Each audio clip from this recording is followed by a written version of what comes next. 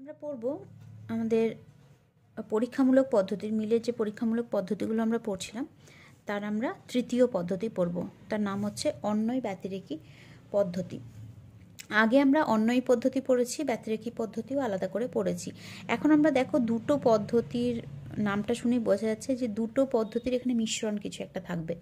অন্বয় আর ব্যতিরেকী দুটো পদ্ধতির একটা মিশ্রিত পদ্ধতি পড়ব, ওই জন্য এটাকে মিশ্র পদ্ধতিও বলা হয়, এটাকে মিশ্র পদ্ধতিও বলতে পারি। আমরা জানি মিল তার আ সিস্টেম অফ লজিক গ্রন্থে এই সমস্ত পদ্ধতিগুলোর কথা বলেছে। আমি আগে সেটা বলেছি, তো আবার একবার রিপিট করে দিলাম। আচ্ছা, তাহলে আজকে আমরা অন্বয় ব্যতিরেকী পদ্ধতি পড়ব। অন্বয় ব্যতিরেকী পদ্ধতি পড়তে গিয়ে প্রথমেই আমরা যেটা মনে করে নেব সেটা হচ্ছে সূত্রগুলো, যে অপসারণ সূত্রগুলোর উপর ভিত্তি করে এই পদ্ধতিগুলো গড়ে উঠেছে। আসলে মিল এই পদ্ধতিগুলো বানিয়েছেন তার মূল উদ্দেশ্য তো একটাই, সেটা হচ্ছে অপসারণ সূত্রের উপর ভিত্তি করে প্রথমে যে অবাঞ্ছিত ঘটনাগুলো আছে সেগুলোকে বর্জন করে নেওয়া। তো সেইটার ক্ষেত্রে আমরা দেখেছিলাম যে মিল বিভিন্ন পদ্ধতির ক্ষেত্রে এক একটা সূত্র ব্যবহার করেছেন। আমরা এখানে নামটা দেখেই বুঝতে পারছি যে এখানে অন্বয় আর ব্যতিরেকী দুটো পদ্ধতির একটা মিশ্রণ থাকবে। সেই কারণে এখানে যে অপসারণ সূত্রের উপর ভিত্তি করে গড়ে উঠেছে এই পদ্ধতিটা, সেটাও কিন্তু দুটো সূত্র। একটা হচ্ছে অন্বয় পদ্ধতির ক্ষেত্রে যে সূত্রটা আমরা ব্যবহার করেছিলাম সেটা, আর একটা হচ্ছে ব্যতিরেকী পদ্ধতির ক্ষেত্রে যে সূত্রটা আমরা ব্যবহার করেছিলাম, যে অপসারণ সূত্রটা আমরা ব্যবহার করেছিলাম সেটা। তোমাদের দুটোই জানা। প্রথম সূত্র যেটা আমরা পড়েছিলাম, মানে যেটা অন্বয় পদ্ধতির ক্ষেত্রে আমরা ব্যবহার করেছিলাম, সেটা কি ছিল, যে পূর্ববর্তী ঘটনার যে অংশকে বাদ দিলে কার্যের কোনো হানি হয় না। আমি আরেকবার লিখে দিচ্ছি, পূর্ববর্তী ঘটনার যে অংশকে বাদ দিলে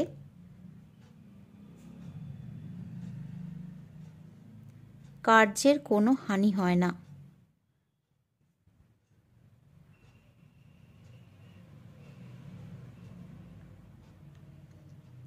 সেই অংশটি, মানে সেই পূর্ববর্তী ঘটনার সেই অংশটি কার্যের কারণ বা কারণের অংশ নয়। এটা ওর বাকি অংশটা ছিল যেটা তোমরা আগে পড়ে এসেছো, আমি আর লিখছি না, আমি মুখে বলে দিলাম যে পূর্ববর্তী ঘটনার যে অংশকে বাদ দিলে কার্যের কোনো হানি হয় না, সেই অংশটি কার্যের কারণ বা কারণের অংশ নয়। এটা ছিল আমাদের প্রথম অপসারণ সূত্র, যেটার উপর ভিত্তি করে অন্বয় পদ্ধতিটা গড়ে উঠেছিল।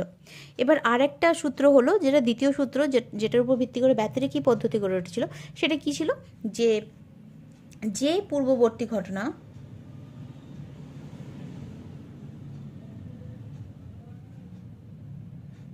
পূর্ববর্তী ঘটনাকে বাদ দিলে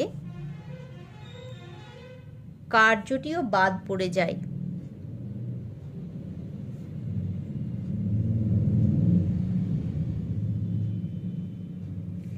সেই ঘটনাটি, মানে সেই পূর্ববর্তী ঘটনাটি কার্যের কারণ বা কারণের অংশ হয়। এই ছিল আমাদের এই দুটো অপসারণ সূত্র। একটা অপসারণ সূত্রে হচ্ছে অন্বয় পদ্ধতির ভিত্তি, আর একটা অপসারণ সূত্র হচ্ছে ব্যতিরেকী পদ্ধতির ভিত্তি। এবার যেহেতু পদ্ধতিটা অন্বয় ব্যতিরেকী পদ্ধতি, সুতরাং এই দুটো সূত্র মিলে এই অন্বয় ব্যতিরেকী পদ্ধতির ভিত্তি হিসাবে গড়ে উঠেছে। তাহলে অন্বয় ব্যতিরেকী পদ্ধতির ভিত্তি কোন দুটি সূত্র? প্রথম সূত্র আর দ্বিতীয় সূত্র, এই দুটো সূত্রই হচ্ছে অন্বয় ব্যতিরেকী পদ্ধতির ভিত্তি। আচ্ছা, তাহলে আমরা এটা ভিত্তিটা পড়ে নিলাম। এটা হচ্ছে সূত্র যেটার উপর ভিত্তি করে এই পদ্ধতিটা গড়ে উঠেছে। এটাকে আমি ভিত্তিও বলতে পারি, সূত্রও বলতে পারি, যাই হোক। তো এবার আমরা যেটা পড়বো সেটা হচ্ছে অন্বয় ব্যতিরেকী পদ্ধতির একটা উদাহরণ দেখে নেব। প্রথমে উদাহরণ দেখে নিলে বুঝতে সুবিধা হবে আমাদের। তো দেখো, অন্বয় ব্যতিরেকী পদ্ধতি একটা খুব স্পেশাল একটা বৈশিষ্ট্য রয়েছে, যেটার জন্য এই পদ্ধতিটা কিন্তু বেশ খানিকটা নিশ্চয়তার দিকে এগিয়ে যাচ্ছে।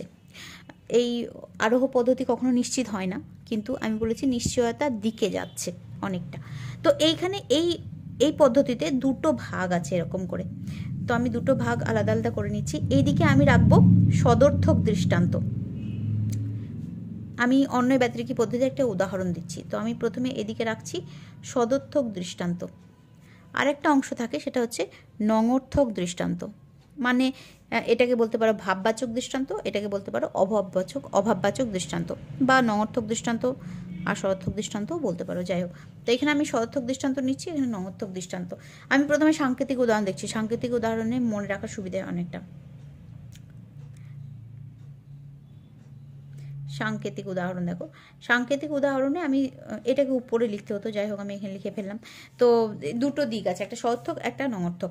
এখানে অন্যয় ব্যতিরেকী পদ্ধতিতে কি হবে, বেশ কতগুলো সদর্থক দৃষ্টান্ত থাকবে, আবার বেশ কতগুলো নঙর্থক দৃষ্টান্ত থাকবে, তারপরে এখানে কোনো সিদ্ধান্ত গ্রহণ করা হবে। তো এরকম সদর্থক দৃষ্টান্ত আমি পূর্ববর্তী ঘটনা কিছু আছে, পূর্ববর্তী ঘটনা, আর এখানে আছে অনুবর্তী ঘটনা।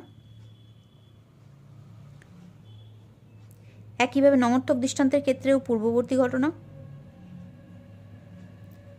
আর আছে অনুবর্তী ঘটনা।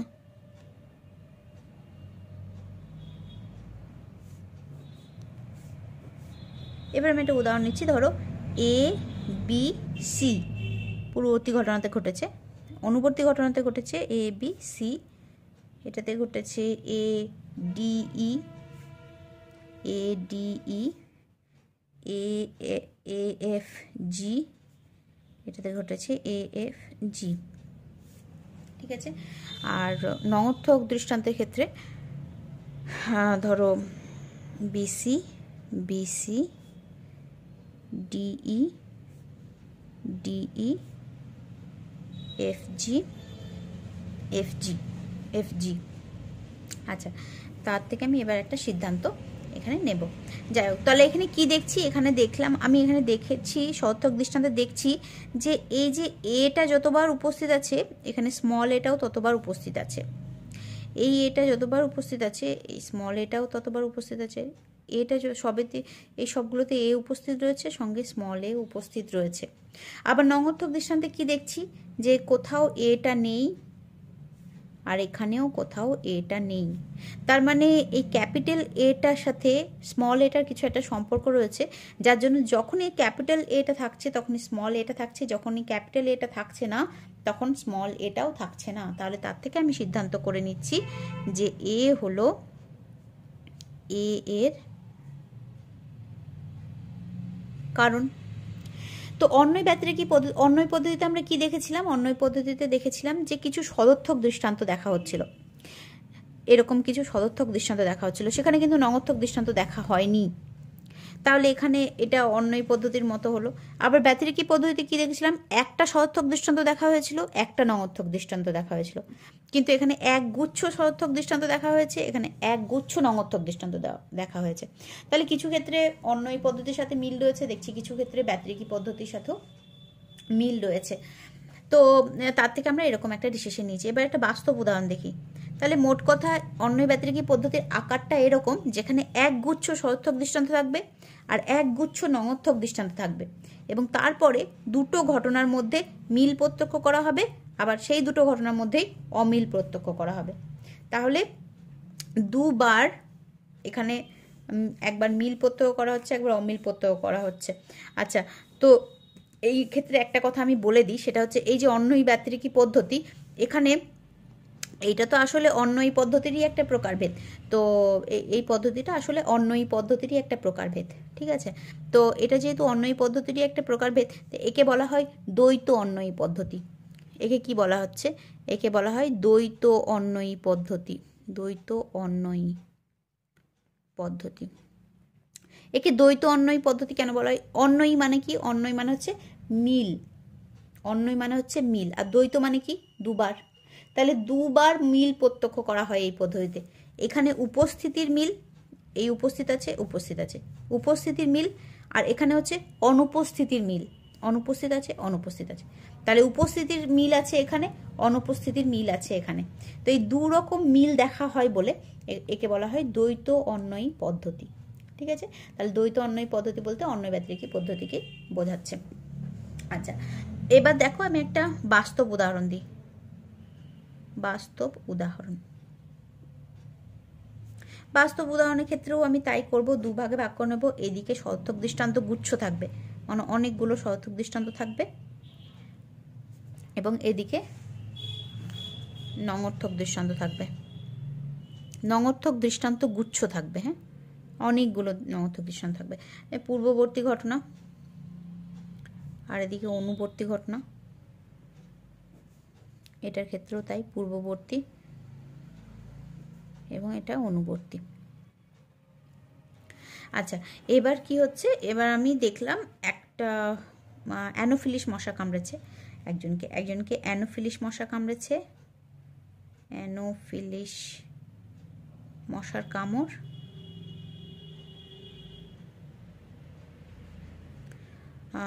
প্লাস রাত জেগেছে, প্লাস ওই ভদ্রলোক রাতও জেগেছে, এবং তার ফলে দেখলাম তার কি হয়েছে, ম্যালেরিয়া হয়েছে। এবার আরেকজনকে দেখলাম, তাকেও অ্যানোফিলিস মশায় কামড়েছে,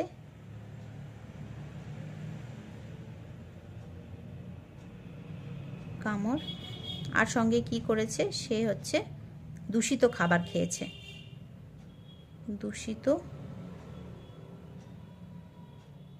খাবার খেয়েছে, তার ফলে তারও কি হয়েছে, ম্যালেরিয়া হয়েছে। আরেকজনকে দেখলাম, তাকেও দেখলাম অ্যানোফিলিস মশায় কামড়েছে,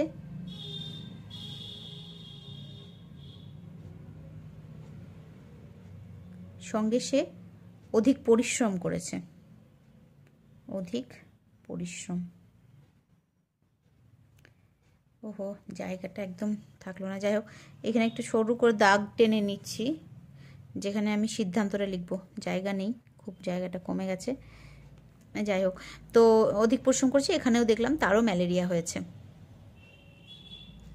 ঠিক আছে, এদিকে সর্থক দৃষ্টান্তে দেখলাম যতবার ম্যালেরিয়া মশা কামড়েছে, মানে অ্যানোফিলিস মশা কামড়েছে, যতবার অ্যানোফিলিস মশা কামড়েছে, ততবার ম্যালেরিয়া নামক ঘটনাটা উপস্থিত আছে। তার মানে এখানে উপস্থিতির অন্বয়টা আমরা দেখে নিলাম। এবার অনুপস্থিতির অন্বয় দেখি আছে কিনা। অ্যানোফিলিস মশার কামড়ায়নি, অ্যানোফিলিস মশা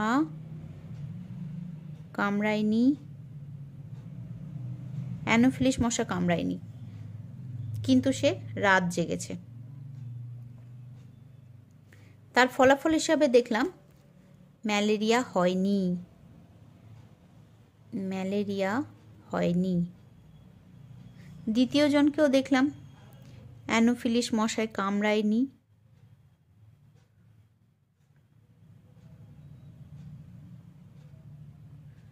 কিন্তু সে দূষিত খাবার খেয়েছে, বা কিছু একটা হতে পারে, আমি এখানে এটার মতো লিখে দিচ্ছি, অন্য কিছুও লিখতে পারো, কিন্তু তার ম্যালেরিয়াও হয়নি। ঠিক আছে, আবার অন্য একজনকে দেখলাম অ্যানোফিলিস মশা কামড়ায়নি,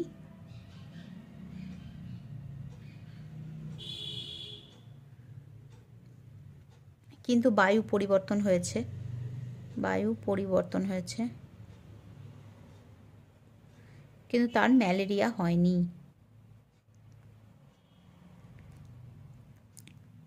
তাহলে আমি সর্থক দৃষ্টান্তে দেখলাম যে যতবার অ্যানোফিলিস মশা কামড়েছে ততবার ম্যালেরিয়া হয়েছে, অ্যানোফিলিস মশা যতবার কামড়েছে ততবার ম্যালেরিয়া হয়েছে।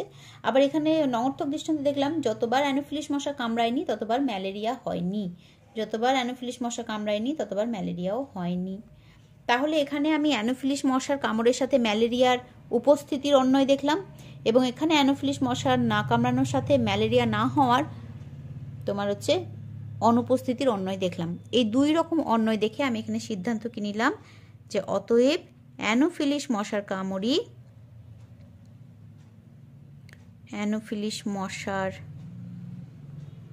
কামড়ই ম্যালেরিয়ার কারণ।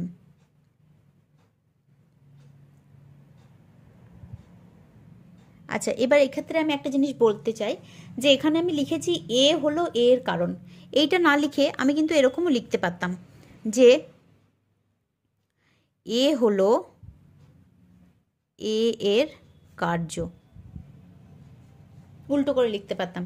এখানে এ হলো এর কারণ লিখেছি, তা না লিখে মানে আমি এই দিক থেকে এই দিকে অনুমান করেছি এইটার ক্ষেত্রে, কিন্তু তা না করে আমি এই দিক থেকে এই দিকেও অনুমান করতে পারতাম, মানে এ হলো এর কার্য, এটাও বলতে পারতাম। মানে আমি এটাই বোঝাতে চাইছি যে এই পদ্ধতির ক্ষেত্রে কারণ থেকে কার্যে যাওয়া যায়, কার্য থেকে কারণেও আসা যায়। ঠিক একইভাবে আমি এইটা লিখেছি ম্যালেরিয়ার মশার কামড়ই অ্যানোফিলিস মশার কামড়ই ম্যালেরিয়ার কারণ, এটা না লিখে আমি উল্টো করেও লিখতে পারতাম যে ম্যালেরিয়ার কারণ হলো অ্যানোফিলিস মশার কামড়, এটাও লিখতে পারতাম। বা আমি এরকম লিখতে পারতাম যে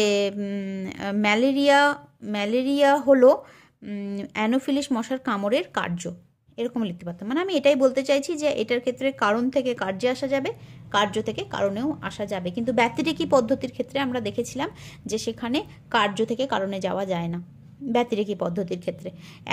অন্যই ব্যতিরেকী পদ্ধতির ক্ষেত্রে কিন্তু সেরকম কোনো অসুবিধা নেই, আমি এটাও লিখতে পারি বা এটাও লিখতে পারি সিদ্ধান্তে, দুটোই লিখলে ঠিক হবে। কিন্তু ব্যতিরেকী পদ্ধতির ক্ষেত্রে তুমি যদি এরকম লিখে দাও তাহলে কিন্তু পুরো নাম্বারটা তোমার কাটা যাবে। কেন কি, ব্যতিরেকী পদ্ধতিতে কার্য থেকে কারণে আসা যায় না, কিন্তু অন্য পদ্ধতিতে কোনো অসুবিধা নেই, এটা থেকে কারণ থেকে কার্য বা কার্য থেকে কারণে যাওয়া যায়। তাই তুমি এরকম সিদ্ধান্ত লিখতে পারো, এরকমও সিদ্ধান্ত লিখতে পারো। ঠিক আছে, এই গেল উদাহরণ। তাহলে আমরা যখনই সংজ্ঞা লিখবো তখন একটু উদাহরণটা মনে করে নেবো, যাতে কি সংজ্ঞাটা আমাদেরকে মুখস্থ করে রাখতে না হয়, উদাহরণ দেখি আমাদের মনে পড়ে যায়।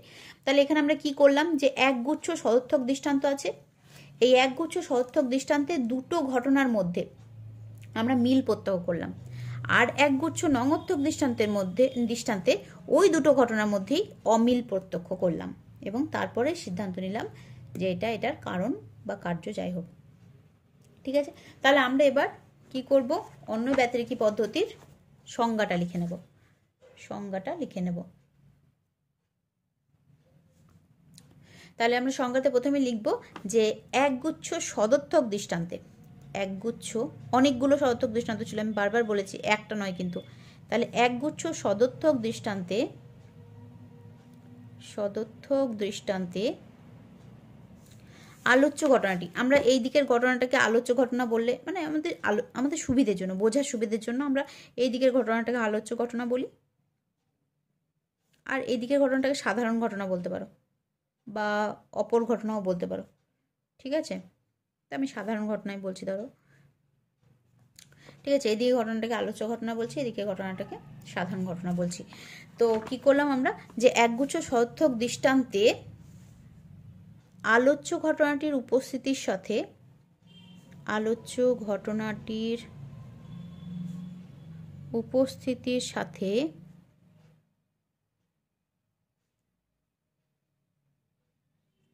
একটি সাধারণ ঘটনা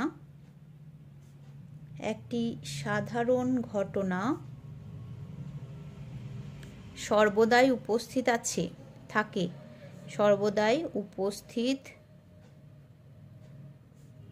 থাকে এবং তাহলে একগুচ্ছ সদর্থক দৃষ্টান্তে কি হয়, আলোচ্য ঘটনাটি যতবার উপস্থিত থাকে একটা সাধারণ ঘটনা ততবারই উপস্থিত থাকছে, এবং কি হয়, এবং একগুচ্ছ নঙর্থক দৃষ্টান্তে, এবার একগুচ্ছ নঙর্থক দৃষ্টান্তের ক্ষেত্রে কি দেখলাম, একগুচ্ছ নঙর্থক দৃষ্টান্তে আলোচ্য ঘটনাটির অনুপস্থিতির সাথে সাধারণ ঘটনাটি সর্বদাই অনুপস্থিত থাকে। ওখানে সদর্থক ঘটনার ক্ষেত্রে দুটোই সবসময় একসাথে উপস্থিত রয়েছে, এবং নঙর্থক ঘটনার ক্ষেত্রে কি হচ্ছে, একসাথে অনুপস্থিত রয়েছে। তাহলে একগুচ্ছ নঙর্থক দৃষ্টান্তে আলোচ্য ঘটনাটির অনুপস্থিতির সাথে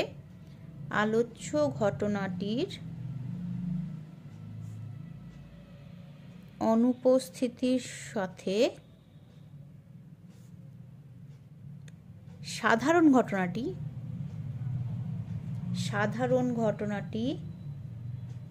সর্বদাই অনুপস্থিত থাকে।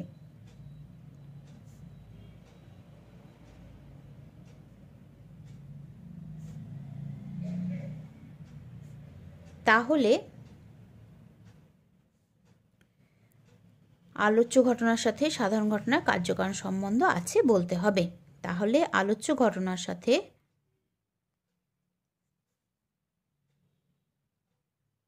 সাধারণ ঘটনাটির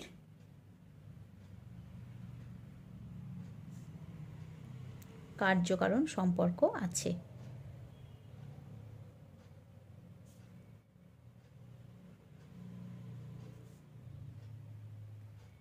ঠিক আছে, এটা তুমি নিজের ভাষাতেও লিখতে পারো। মোট কথা জিনিসটা বুঝলেই হবে যে এখানে আমরা কি করছি, একগুচ্ছ সদর্থক দৃষ্টান্তে আলোচ্য ঘটনার উপস্থিতির সাথে সাধারণ ঘটনার উপস্থিতি প্রত্যক্ষ করছি, আবার একগুচ্ছ নঙর্থক দৃষ্টান্তে ওই আলোচ্য ঘটনাটির অনুপস্থিতির সাথে ওই সাধারণ ঘটনাটির অনুপস্থিতি প্রত্যক্ষ করছি, আর তারপর তাদের মধ্যে কার্যকারণ সম্বন্ধ অনুমান করছি। ঠিক আছে, এই হলো সংজ্ঞা। এটা তোমার নিজের ভাষাতেও লিখতে পারো, কোনো অসুবিধা নেই। আচ্ছা, এবার হচ্ছে আমরা তাহলে এই পদ্ধতিটা ক্ষেত্রে, এই পদ্ধতিটা প্রয়োগ ক্ষেত্রে কতটা সুবিধাজনক এবং কতটা অসুবিধাজনক আমরা সেটা দেখে নেব। প্রথমে তাহলে সুবিধাটা প্রথমে দেখে নিই। এই পদ্ধতিটা আমি আগেই বললাম, এটা অন্যয়ী পদ্ধতির একটা প্রকারভেদ। যেহেতু এটা অন্যয়ী পদ্ধতির প্রকারভেদ আর অন্যয়ী পদ্ধতি একটা পর্যবেক্ষণমূলক পদ্ধতি, সুতরাং এটাও একটা পর্যবেক্ষণমূলক পদ্ধতি। তাহলে পর্যবেক্ষণমূলক পদ্ধতি হলে কি হয়? খরচ কম হয়। কোনো পদ্ধতি যদি পর্যবেক্ষণমূলক পদ্ধতি হয় তাহলে সেই পদ্ধতিতে খরচ কম হয়, কেননা সমস্ত উদাহরণগুলো আমরা প্রকৃতি থেকেই সংগ্রহ করে নিতে পারি। সেই কারণে এখানে এই পদ্ধতি প্রয়োগের ক্ষেত্রে খরচ কম হয়। তাহলে প্রথম পয়েন্টটি আমাদের হচ্ছে যে এই পদ্ধতি অন্যয়ী পদ্ধতির প্রকারভেদ হওয়ায়, অন্যয়ী পদ্ধতির প্রকারভেদ হওয়ায় এটি পর্যবেক্ষণমূলক পদ্ধতি। এটি পর্যবেক্ষণমূলক পদ্ধতি। তাহলে এটা একটা পর্যবেক্ষণমূলক পদ্ধতি। পর্যবেক্ষণমূলক পদ্ধতি হলে কি হয়? যে এটার প্রয়োগে খরচ কম হয়, এটা সাধারণ মানুষও ইভেন প্রয়োগ করতে পারে।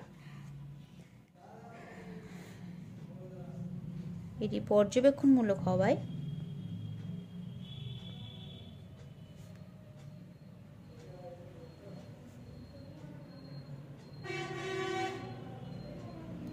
এটি সুলভ পদ্ধতি।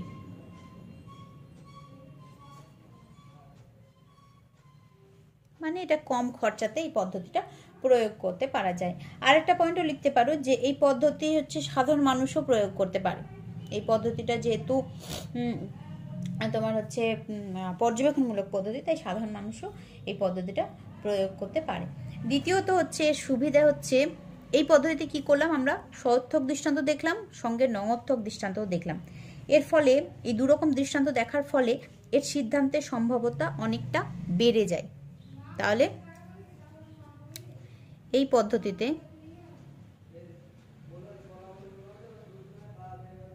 সদর্থক ও নঙর্থক উভয় দৃষ্টান্ত পর্যবেক্ষণ করায়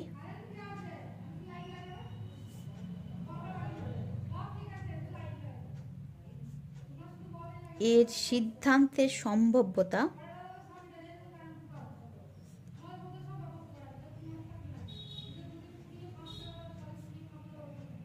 বাড়ে। ঠিক আছে, যেহেতু এটাতে সঅর্থক আর নঙর্থক উভয় দৃষ্টান্তই আমরা দেখছি, তাই এই সিদ্ধান্তের সম্ভাব্যতা অনেকটা বেশি হয়। ঠিক আছে, আর একটা সুবিধে আমরা একটু আগেই আমরা পড়লাম কি এই পদ্ধতিতে কারণ থেকে কার্য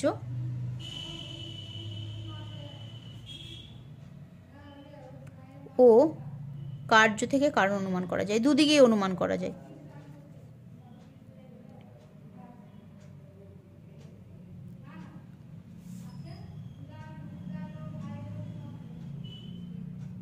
করা যায়। দেখো এই পদ্ধতিটা ধরো যেখানে পরীক্ষণ প্রয়োগ করা সম্ভব নয়, যে সমস্ত ক্ষেত্রে পরীক্ষণ প্রয়োগ করা সম্ভব নয়, সেখানে যদি আমি এই পদ্ধতিটা প্রয়োগ করি তাহলে দেখো এই পদ্ধতিটা কিন্তু অনেকটাই নিশ্চয়তার দিকে নিয়ে যায়। কারণ কি এখানে সঅর্থক আর নঙর্থক মানে মিলটাও দেখা হয়, অমিলটাও দেখা হয়।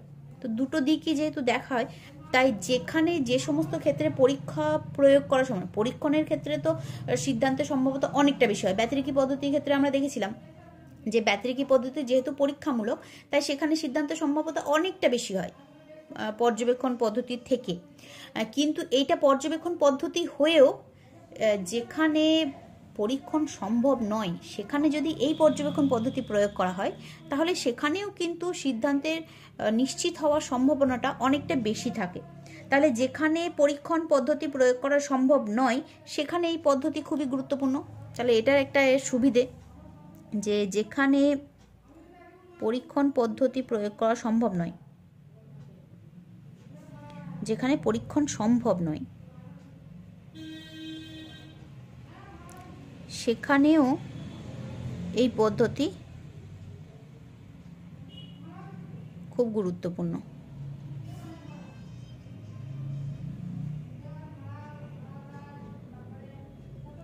আচ্ছা, এবার আরেকটা জিনিস দেখো, আমরা একটু আগেই বলছিলাম যে এই পদ্ধতিটা হচ্ছে অন্বয়ী পদ্ধতিরই একটা প্রকারভেদ।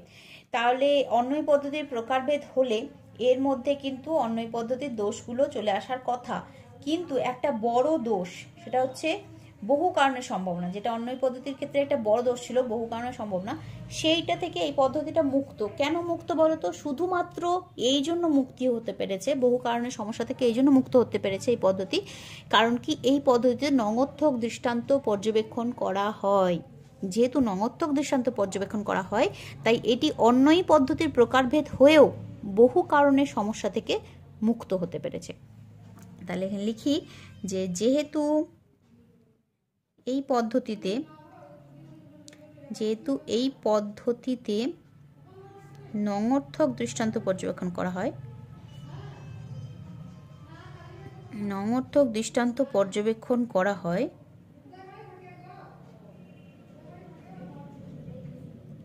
তাই এই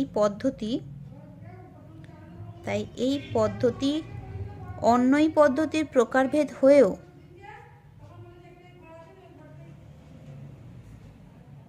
অন্যই পদ্ধতির প্রকার হয়েও, ঠিক আছে, তাই এই পদ্ধতি অন্যই পদ্ধতির প্রকার হয়েও বহু কারণের সমস্যা থেকে মুক্ত।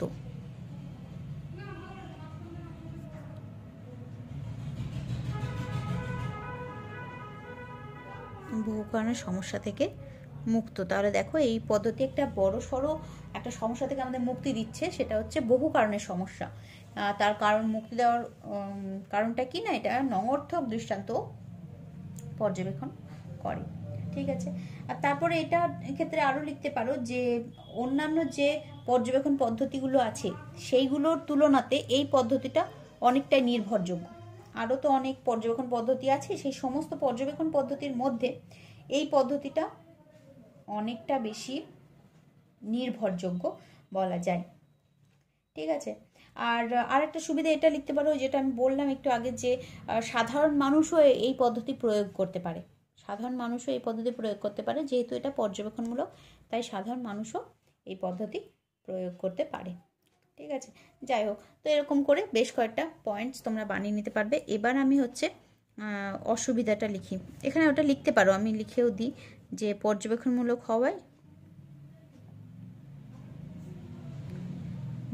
হওয়ায় এই পদ্ধতির প্রয়োগ ক্ষেত্র ব্যাপক। এই পদ্ধতির প্রয়োগ ক্ষেত্র ব্যাপক।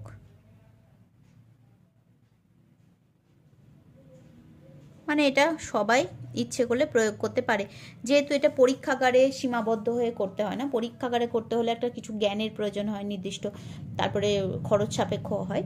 যেহেতু এটা আমাদের প্রকৃতি থেকেই আমরা দৃষ্টান্ত সংগ্রহ করতে পারি, তাই এটা সকলের ক্ষেত্রেই প্রয়োগ করা সম্ভব হয়। এই জন্য এর প্রয়োগ ক্ষেত্র ব্যাপক, সারা প্রকৃতি জুড়েই এর প্রয়োগ ক্ষেত্র। ঠিক আছে, এবার অসুবিধা।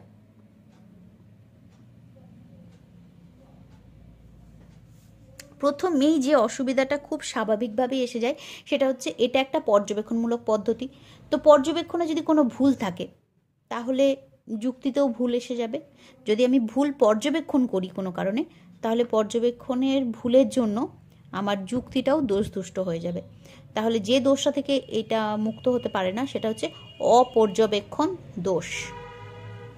তাহলে লেখো, পর্যবেক্ষণমূলক পদ্ধতি হওয়ায়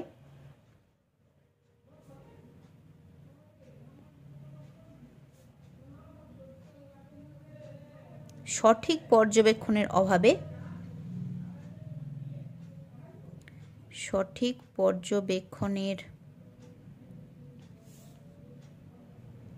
অভাবে অপর্যবেক্ষণ দোষ ঘটতে পারে। এখানে হাইফেন দ্বারা কেটে লিখি, অপর্যবেক্ষণ দোষ ঘটে। তাহলে পর্যবেক্ষণে যদি কোনো ভুল হয়, যেহেতু এই পদ্ধতিটা সম্পূর্ণভাবে পর্যবেক্ষণের উপর নির্ভর করছে, সেই পর্যবেক্ষণে যদি কোনো ভুল হয় তখন তো পুরো যুক্তিটাতেই দোষ এসে যায়, সেই দোষটা থেকে তখন সে মুক্ত হতে পারে না। তাই অপর্যবেক্ষণের দোষের একটা সম্ভাবনা এখানে থেকেই যায়। ঠিক আছে, বেশ। 2 নম্বর দেখো, এই পদ্ধতিতে যেটা সমস্যা হয় সেটা হচ্ছে সহ অবস্থান, দুটো কার্যই যারা সহ অবস্থান করে সেই সহ অবস্থানের সম্বন্ধকে কার্যকারণের সম্বন্ধ থেকে অনেক সময় আলাদা করতে পারে না। তো এটা একটা এই পদ্ধতির সমস্যা, যে সহ অবস্থানের সম্বন্ধ কীরকম, যেরকম দিন আর রাত্রি এরা দুজন সহ অবস্থান করে। তো কেউ দেখেও মনে করতে পারে যে দিন হচ্ছে রাত্রির কারণ, অথচ তারা কেউই কারোর কারণ নয়, দুটোই কার্য।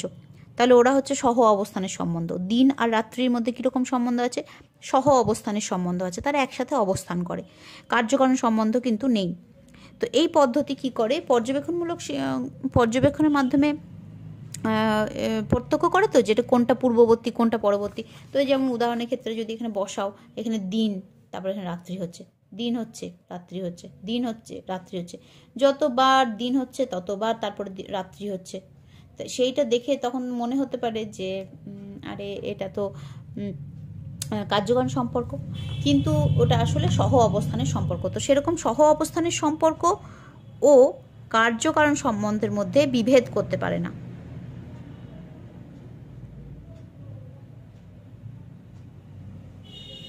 সম্বন্ধের মধ্যে পার্থক্য নির্দেশ করতে না পারায় সহকার্যকে কারণ মনে করার দোষ ঘটে। সহকার্যকে কারণ মনে করার দোষ ঘটে। তো এরকম একটা দোষ করতে পারে। আর একটা হচ্ছে খুব স্বাভাবিক একটা দোষ, সেটা হচ্ছে আমরা এই পয়েন্টেই বললাম যে এই পয়েন্টে বললাম যে এর প্রয়োগ ক্ষেত্র ব্যাপক, মানে সারা প্রকৃতি জুড়ে এর দৃষ্টান্ত ছড়িয়ে আছে, আমাকে সেই দৃষ্টান্তগুলো সংগ্রহ করতে হবে।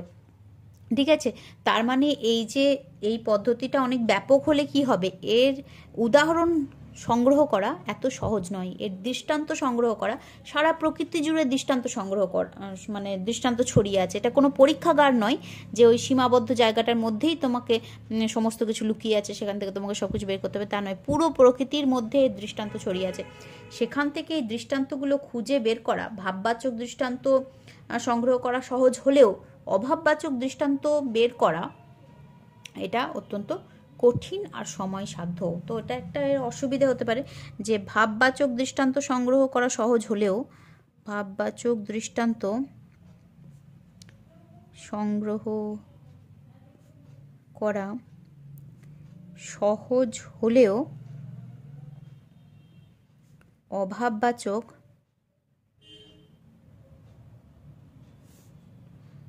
দৃষ্টান্ত সংগ্রহ করা অত্যন্ত কঠিন ও সময় সাপেক্ষ, মানে অনেক সময়ও লেগে যাবে, খুব কঠিনও, আর করতেও যদি পারো তাহলে সেটাতেও অনেকটা সময় লেগে যাবে। তা এটা এই পদ্ধতির একটা সমস্যা হতে পারে। আর একটা যেটা সমস্যা আছে সেটা হচ্ছে, দেখো এই পদ্ধতি সদর্থক দৃষ্টান্তও প্রত্যক্ষ করে, নঙর্থক দৃষ্টান্তও প্রত্যক্ষ করে, কিন্তু তা সত্ত্বেও এই পদ্ধতি কখনোই নিশ্চিতভাবে কার্যকারণ সম্বন্ধ নির্ণয় করতে পারে না। কার্যকারণ সম্বন্ধ সম্পর্কে একটা ধারণা দেয় মাত্র, কিন্তু তা প্রমাণ করতে পারে না। তাহলে কার্যকারণ সম্পর্কে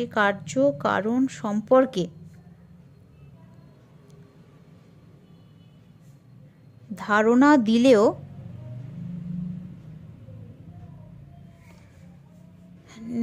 প্রমাণ করতে পারে না, তাকে প্রমাণ করতে পারে না।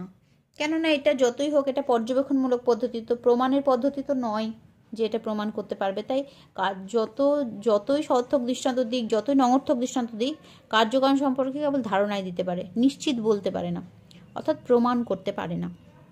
দেখো, এত সমস্ত কিছু অসুবিধা দেখা সত্ত্বেও এটা মূল্যবান। তো মূল্যায়নে লেখো যে নানা রকম দোষ ত্রুটি থাকা সত্ত্বেও এই পদ্ধতি যথেষ্ট মূল্যবান, কারণ এই পদ্ধতি নঙর্থক দৃষ্টান্ত পর্যবেক্ষণ করে অপ্রয়োজনীয় ঘটনাগুলিকে বর্জন করতে সাহায্য করে। এই পদ্ধতি কার্যকারণ সম্পর্ক প্রমাণ করতে না পারলেও সেই সম্পর্কে প্রায় সুনিশ্চিত সিদ্ধান্ত দিতে পারে। ঠিক আছে, অর্থাৎ আমি এটাই বলতে চাইছি যে এটা নঙর্থক দৃষ্টান্ত পর্যবেক্ষণ করে বলে এটা আমাদের নিশ্চয়তার অনেক কাছাকাছি নিয়ে যায়।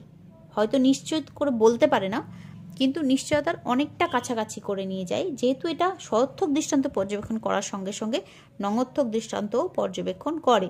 এবং এর একটা বড় গুণ আমরা দেখলাম যে এখানে বহু কারণের সমস্যা থেকে আমাদেরকে মুক্তি দিতে পারে এই পদ্ধতি। তো এটা অন্য এই পদ্ধতির আরও এক ধাপ এগিয়ে বলা যায়। অন্য এই পদ্ধতিতে যেরকম অনেকটা আমরা শুধুমাত্র সর্থক দৃষ্টান্ত দেখছিলাম বলে আমরা অনেকটা পিছিয়ে ছিলাম, অনেকটা অনিশ্চিত ছিলাম, সেই জায়গা থেকে এই পদ্ধতি পর্যবেক্ষণমূলক হয়েও আমাদেরকে বেশ খানিকটা নিশ্চয়তার দিকে এগিয়ে নিয়ে গেছে। তো এরকম করে মূল্যায়নটা লিখে নেবে। তো আমাদের ক্লাস আজকের মতো এখানে শেষ হলো। Thank you.